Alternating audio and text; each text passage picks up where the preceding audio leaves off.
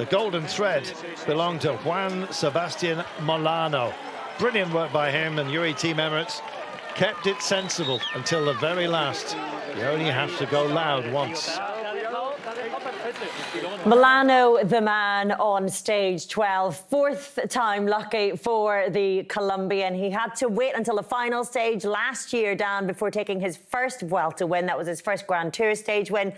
Now he's taken it a bit earlier this time around. Yeah, and as the designated sprinter this time around, because for his final stage win last year, he was actually on lead-out duties for Pascal Ackermann, but Ackermann couldn't get past him before the line. He's a great rider, Molano, but a really good example today of how sprinting is not just about the power in your legs and speed to the line necessarily, because I think Groves had more of both of those. It's about timing and a little bit of luck as well. And I can understand why Caden Groves was so frustrated towards the end. Like Robbie said, they worked the entire day at Alpecin-Deceuninck. They provided an unbelievable lead-out over the last 3 kilometres of the race after the GC team had swung out of the way.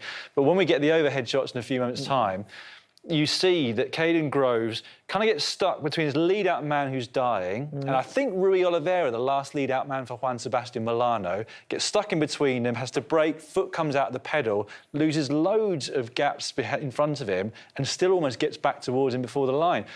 But the winner is the person that crosses the line first.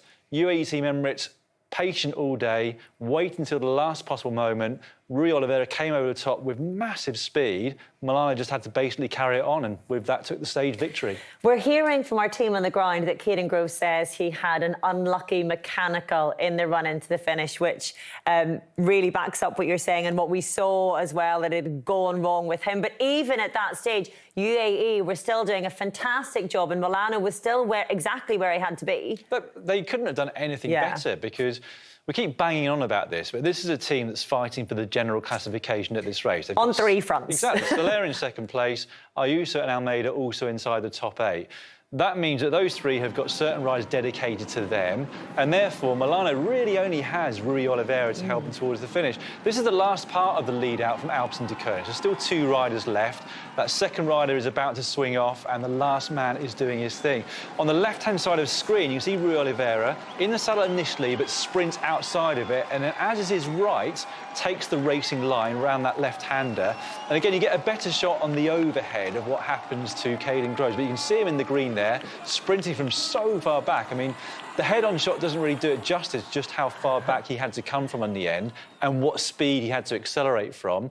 But as I keep saying, it's, you know, Molano deserves that victory because they timed things perfectly. They had the best run to the line, and he's taken the victory. They timed it perfectly and they played it perfectly because, as you say, Juan Sebastian Molano only has one man, essentially, who can look after him all day.